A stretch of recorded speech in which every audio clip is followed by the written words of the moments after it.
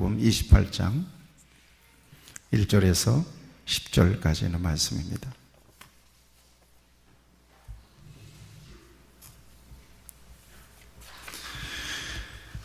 마태복음 28장 1절에서 10절까지 이 말씀을 제가 봉독하겠습니다.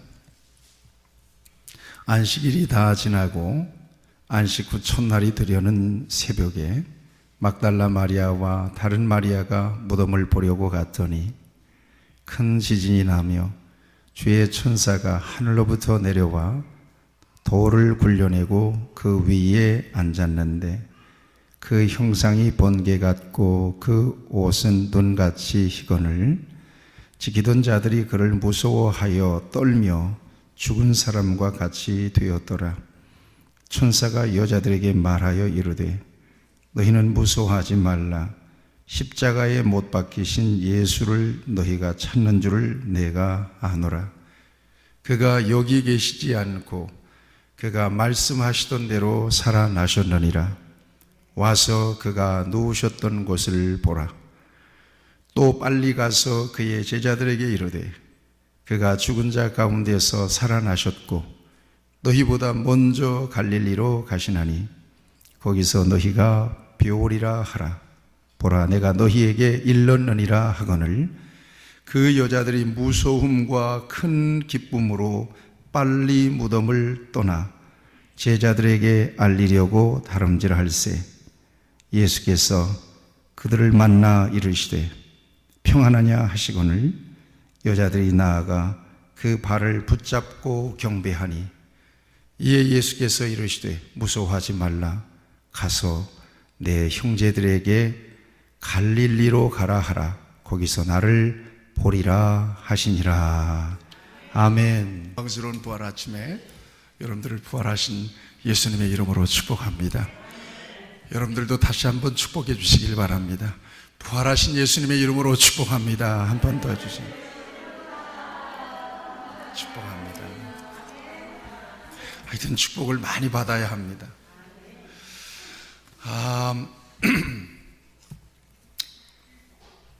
예수님이 부활하셨다는 사실을 믿으시죠? 예수님의 부활은 그 증거가 차고도 넘칩니다. 이 부활의 역사적 사실에 대해서 제가 여기서 제3 여러분들에게 강조할 필요가 있을까 생각하는데 꼭 증거를 대야 여러분들이 믿겠습니까? 그렇지 않죠? 네. 계속해서 마태복음을 여러분들에게 설교하면서 마태복음은 우리 예수님께서 말씀하신 말씀들 또 예수님의 행적들에 대한 기록 아니겠습니까? 아주 생생하게 이 복음서 기자들의 증언을 저와 여러분들이 들었습니다. 정확하게 이 복음서 마태, 마가, 누가, 요한의 기자들이 그 현장에서 정확하게 리포트를 해준 거예요. 그 리포트를 저와 여러분들이 지금 가지고 확인하고 있는 거예요. 이것은 거짓이 아니에요. 성령께서 감동하시고 성령께서 감화하셔서 그들이 보게 하시고 느끼게 하시고 경험하게 한 것들에 대해서 저와 여러분들을 시공을 초월해서 21세기를 사는 저와 여러분들에게 전해주었고 성령의 감화를 통해서 예수님의 십자가와 부활의 사건을 그저 역사적 하나의 사건으로만 믿는 것이 아니라 실제로 성령 안에서 지금 나를 위하여 죽으시고 나를 위하여 부활하시고 나와 함께 임마누엘로 살아계신 주님으로 저와 여러분들은 믿는 것입니다. 이것이 기독교 신앙입니다. 그래서 저는 이 부활의 아침에 예수님이 부활하셨습니다. 이렇게 해서 부활하셨습니다. 성경은 이렇게 증거하고 있습니다. 이런 예수님의 부활을 증명하는 설교보다 한 단계 차원을 높여서 예수님의 부활을 믿고 경험한 사람들이 어떻게 살아야 될 것인가에 대한 삶에 대한 초점을 맞춰서 함께 은혜를 나누기를 바랍니다. 주님 만나는 순간까지 여러분들의 믿음 변치 않고 승리하시기를 축복합니다. 저도 축복합니다. 아멘. 네. 기독교 신앙의 관점에서 이 세상에서 살아가는 수많은 사람들을 세 부류로 나눌 수 있다고 생각합니다. 세 부류로 나눕니다. 하나는 자연인이고 또 하나는 세속적인 그리스도인입니다. 또 한 사람은 거듭난 그리스도인입니다. 자연인은 당연히 하나님과 전혀 상관없이 살아가는 사람입니다. 세속적인 그리스도인은 거듭나기는 했습니다만 여전히 세속적인 가치를 버리지 않고 살아가는 사람입니다. 세속적으로 살아가는 사람이죠. 거듭난 사람은요, 거듭난 사람은 완전히 성령 안에서 거듭나서 자신을 위해서 사는 사람이 아니라 인생의 방향과 목적을 하나님께 맞춰서 하나님의 말씀에 순종해서 살아가는 사람이 이제 거듭난 사람입니다. 고린도전서 3장에 보면 이 종류의 사람들을, 세 종류의 사람들을 육에 속한 사람, 같이 하시죠. 육에 속한 사람, 푸스키코스라고 육에 속한 사람이라고 얘기하고 있고요. 육신에 속한 사람, 같이 하시죠. 육신에 속한 사람, 육신에 속한 사람이라고 얘기하고 있고, 그 다음에 따라하세요. 신령한 사람, 신령한 사람이라고 이렇게 소개하고 있습니다. 적어도 여기에는 육에 속한 사람은 한 사람도 없습니다. 다 여러분들 거듭나서 변화된 신령한 사람, 영에 속한 사람들인 줄로 믿어도 될까요? 믿어도 되나요? 점점 약해집니다. 한 10번 정도 믿어도 되나요? 그러면 몇 살? 한 번에 끝냅시다. 믿어도 되나요? 아멘. 저도 믿습니다. 그리고 또 믿고 싶습니다. 이것이 저의 목회의 최종적인 목적이기도 합니다. 여러분들뿐만 아니라 저도 마찬가지예요. 저도 똑같이 예수님을 믿어야 되고요. 똑같이 거듭난 사람으로 살아야 되고요. 사역만 달라요. 위치만 다른 거예요. 저도 구원받아야 돼요. 저도 구원에 대해서 굉장히 관심이 많고 굉장히 신경 써야 되고 관리해야 되는 사람이에요.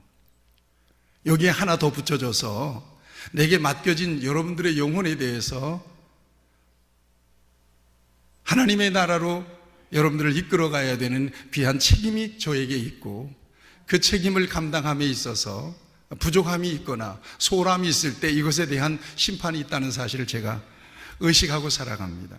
자, 이 세 종류의 사람들은 일상생활이 크게 다르지 않습니다.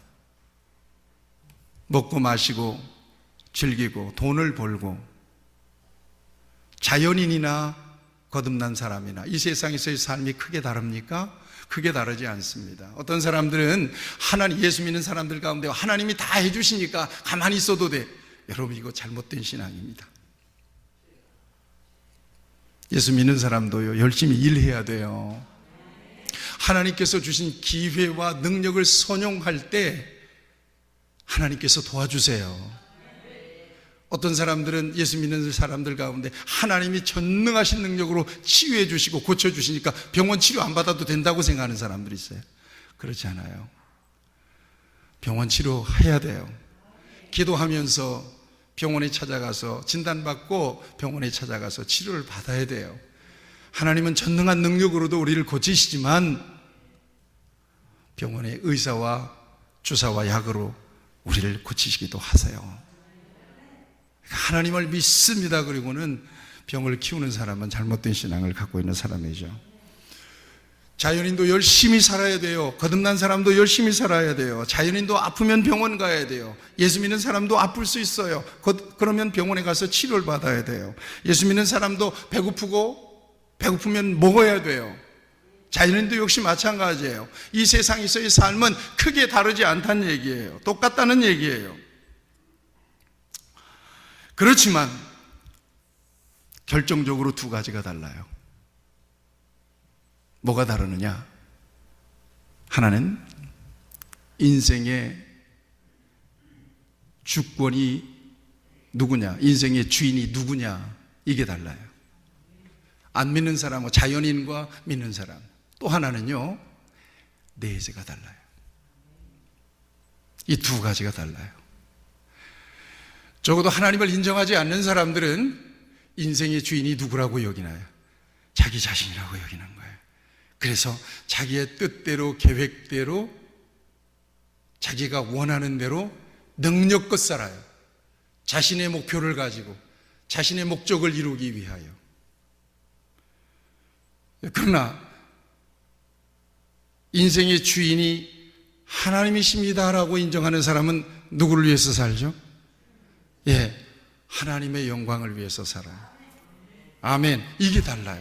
이게 결정적으로 달라요. 인생의 주권을 누가 가지고 있느냐는 거예요.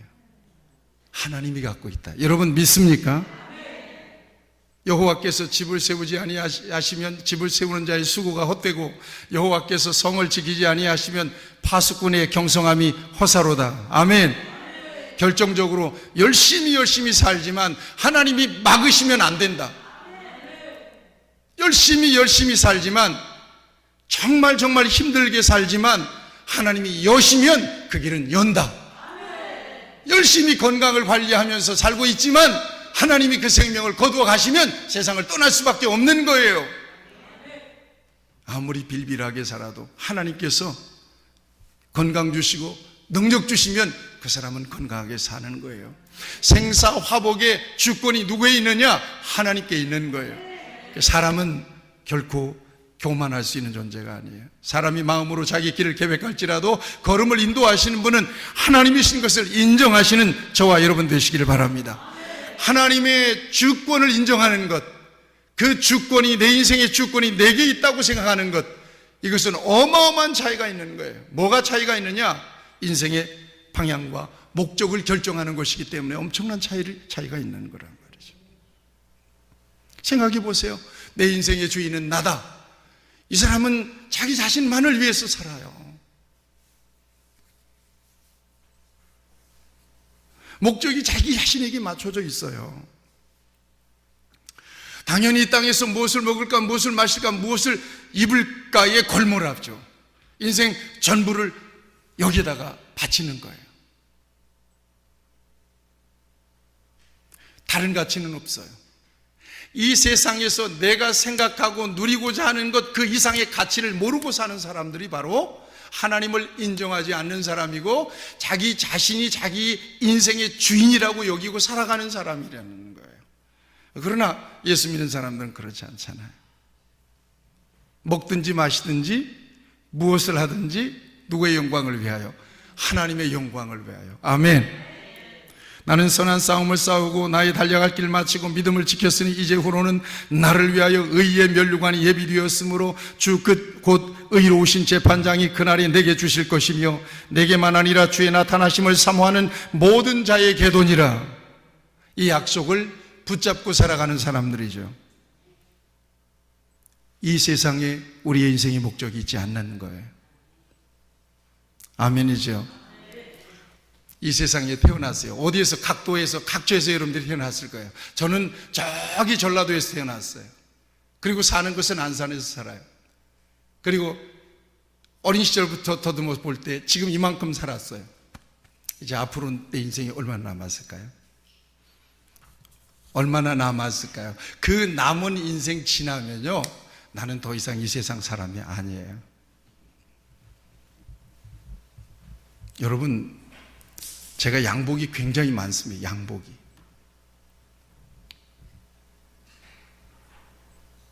놀라지도 않네요.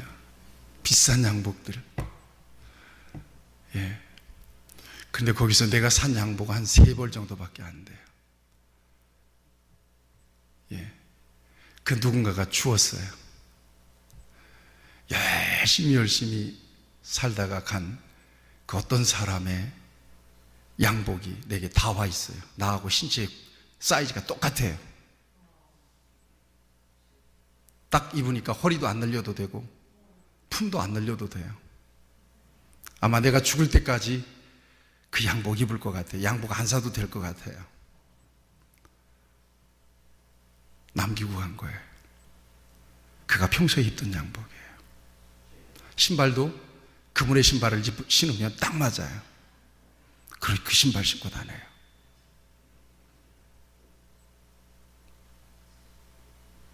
저 역시 마찬가지예요.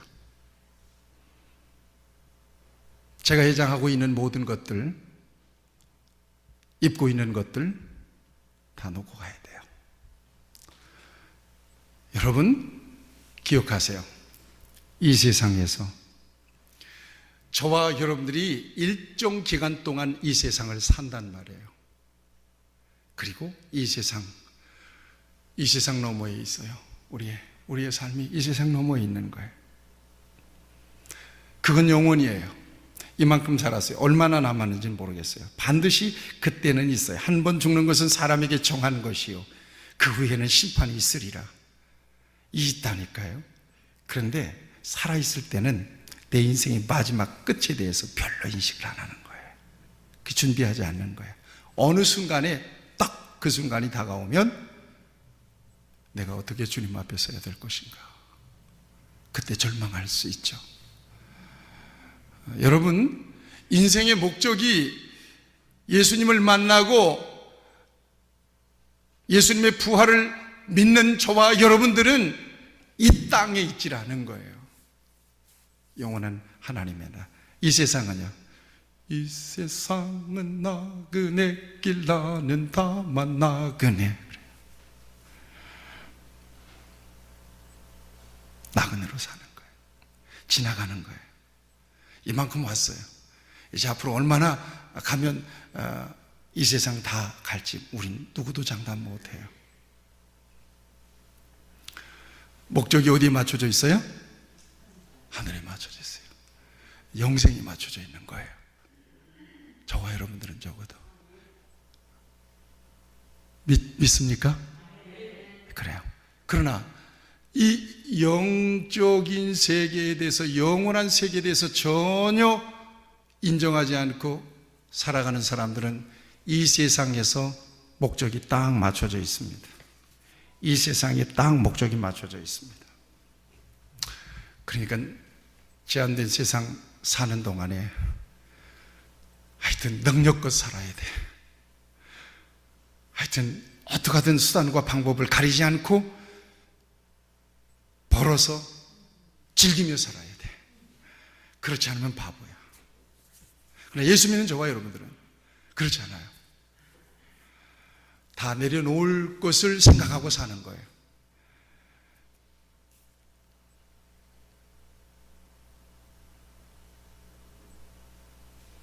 다 놓고 갈 것을 생각하고 사는 거예요. 아멘 하세요. 조금 손해가 있고 피곤하더라도 하나님의 영광이라면 기꺼이 그 일을 감당합니다.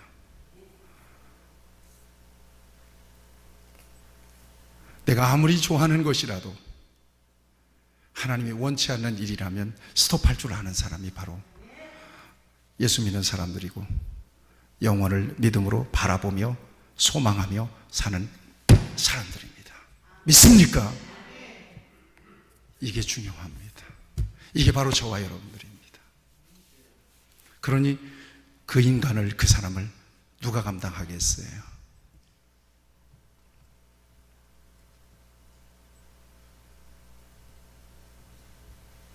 비리비리하게 살지 않는다는 얘기예요. 이 세상에 이거 가지고 말이에요.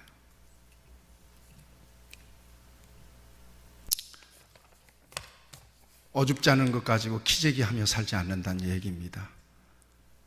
믿으세요? 쫀쫀하게 그렇게 살지 않는다는 얘기예요. 자, 주인이 누구냐, 이게 다르다고 그랬어요. 두 번째는요, 내세관이 다르다고 그랬잖아요.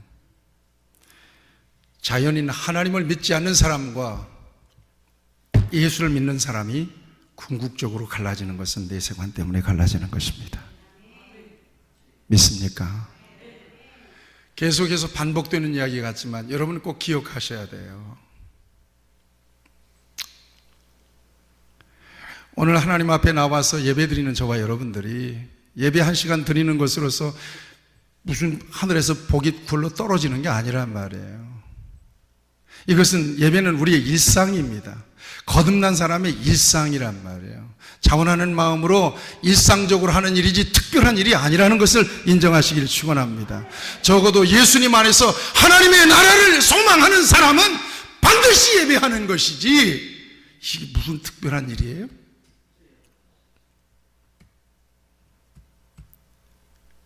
그거 아니에요.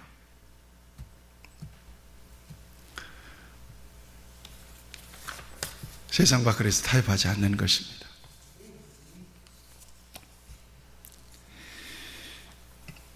내세가 없는 사람은 살다가 죽으면 끝이라고 생각해요. 사는 동안 결론을 내야 합니다. 추잡하게 사는 거죠. 지저분하게 사는 거예요. 야비하게 사는 거예요. 더럽게 사는 거예요. 정말 구역질나게 사는 겁니다. 보면 그런 사람들이 굉장히 많아요. 어떻게 인간이 저렇게 살까? 그러나 예수님 안에서 부활을 믿고 경험한 사람은 하나님의 나라, 영생이 있음을 믿고 살아가기 때문에 하나님께서 내게 주신 이 세상에서의 삶을, 기회를 선용하면서 허락하신 것들을 누리며 사는 것이고, 그리고 크게 욕심 부리지 않습니다. 그래서 오늘 내게 주신 것으로서 감사한 거고요. 그리고 더 많은 것들을 맡겨주신다면 주님 영광을 위해 살아가는 것 뿐이에요. 다른 거 없어요.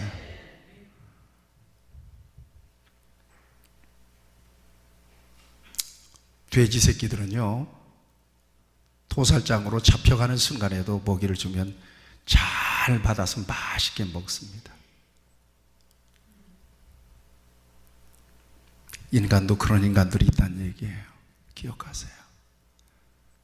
오늘 죽을지 내일 죽을지 모르는 인간이 오늘 세상에 취해서, 세상의 환락에 취해서 그따구로 살아요. 심판이 있음을 모르는 거예요. 지 죽을지 모르는 거예요. 이런 무지한 인생이 어디 있어요? 이런 멍청한 인생이 어디 있어요? 눈이 열리시기를 축원합니다. 자신의 한계를 인정하고 하나님 앞에 저를 따라서 하세요. 하나님 앞에 서게 될 때 나는 어떻게 나타날까? 두렵지 않나요?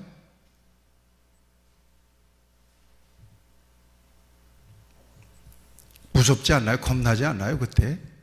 그때 생각하면 정말 막 공포가 안 느껴지나요? 내가 지금 이렇게 살다가 오늘 이 밤에라도 하나님이 나를 불러가면 영원한 지옥에 떨어질 수 있겠다. 심판받을 수 있겠다. 막 공포가 느껴지는 때가 없습니까, 여러분? 이게 저와 여러분들의 실존이라는 이야기입니다.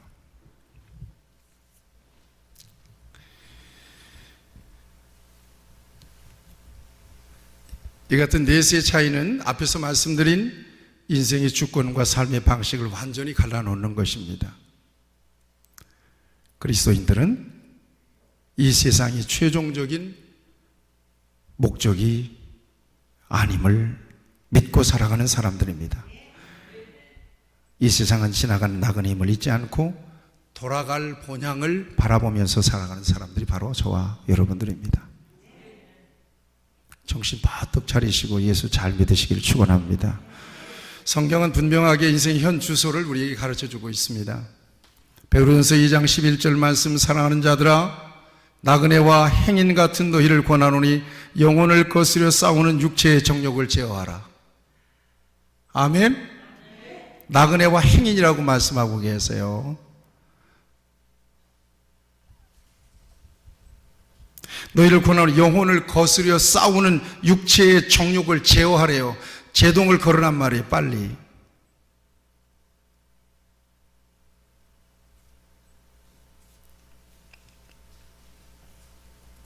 베드로전서 1장 24절에 말씀하세요. 그러므로 모든 육체는 풀과 같고 그 모든 영광은 풀의 꽃과 같으니 풀은 마르고 꽃은 떨어지되. 풀과 꽃과 같은 요한한 인생이란 얘기예요. 이거 인정하시나요?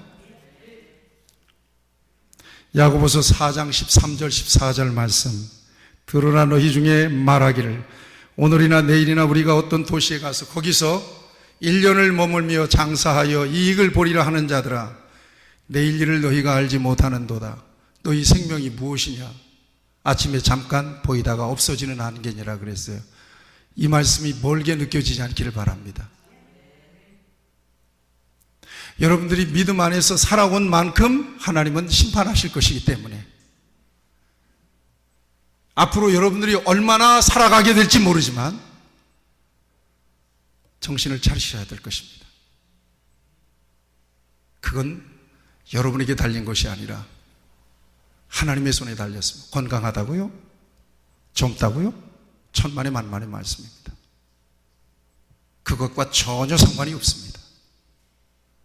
하나님 앞에 서는 순간 이미 끝이 나는 것입니다. 이 세상에서의 모든 나의 삶은 정지가 되는 것이고 이제는 그 같은 삶으로 내 인생은 평가되는 것입니다. 하나님 앞에서. 두렵지 않나요? 떨리는 마음이 없나요? 공포를 느낄 때가 없나요? 여러분, 그 마음이 없다면 정말 이상한 거예요. 저는 가끔씩 느껴요. 공포를 느껴요. 공포의 도가니를 느껴요. 어쩔 줄을 몰라요. 내가 거듭나지 않아서일까요? 그렇지 않아요. 하나님의 심판이 두렵기 때문이에요. 하나님께서는 나에게 인생이라고 하는 선물을 주셨고 내게 어마어마한 달란트를 주셨고 내게 믿음까지 주셨고 내게 엄청난 달란트를 주셨는데 뭐 했냐 이 말이에요. 그거 가지고 뭐 했냐 이 말이에요. 네 젊음을 어디다 다 소진했느냐 말이에요. 그거 다 하나님이 심판하신단 말이에요. 전부 다. 너 그 가진 전문 뭐 했냐? 너 그 가진 기회 너 어디다 써먹고 여기 왔냐 말이에요. 두려운 일입니다. 나는 우리 빈내리 교회 성도들이 하나님 앞에서 공포를 느끼지 않게 되기를 바랍니다. 두렵지 않기를 바랍니다.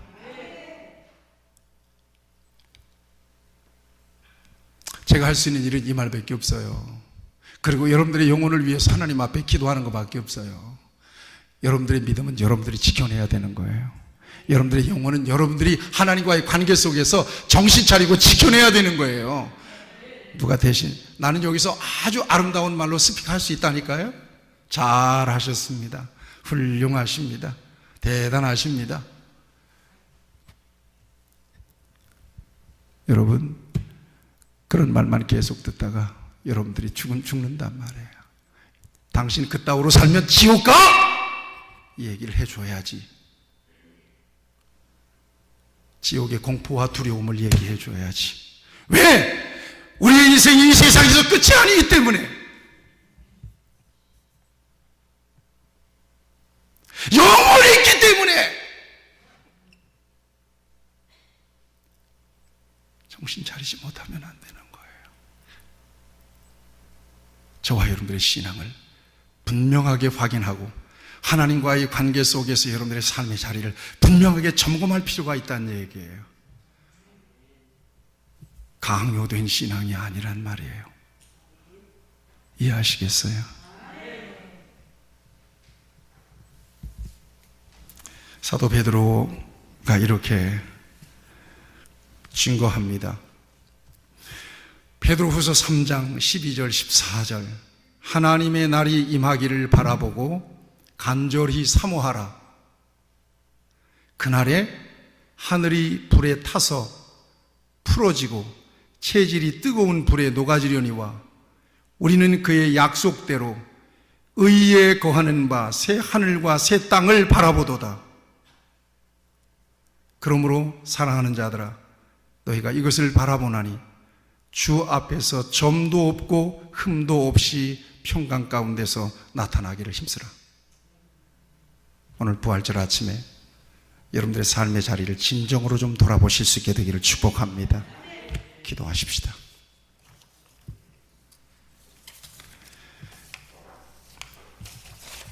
하나님 아버지, 오늘 우리를 거듭난 하나님의 사람으로 살게 하신 것을 감사합니다.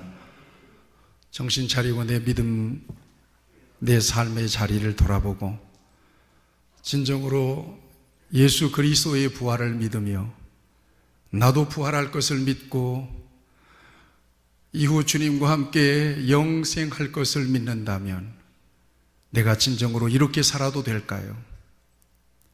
이 세상에서의 삶이 전부가 아니라고 믿는다면 내가 정말 이 땅으로 살아도 될까요? 하나님이여, 불쌍히 여겨주세요. 진정으로 불쌍히 여겨주세요. 우리 성도들 정신을 차리고 깨어서 나의 믿음을 점검하고 하나님 앞에서 나의 삶의 자리를 점검하고 영광스럽게 하나님 앞에 서기에 부족함이 없도록 하나님이 성령의 역사를 통하여 우리를 인도해 주시옵소서. 이 부활절이 다시 한번 내 인생의 전환점이 되도록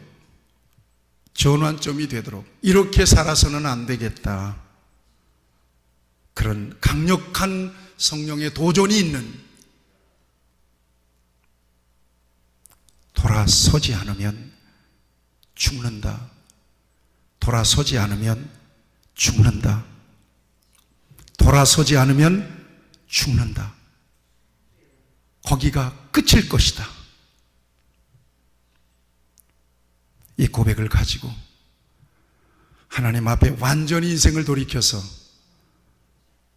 영광스러운 부활과 영생의 소망과 믿음으로 승리하도록 우리를 다시 한번 자극해 주시고 도전해 주시고 인도하여 주시옵소서. 예수님의 이름으로 기도하옵나이다. 아멘.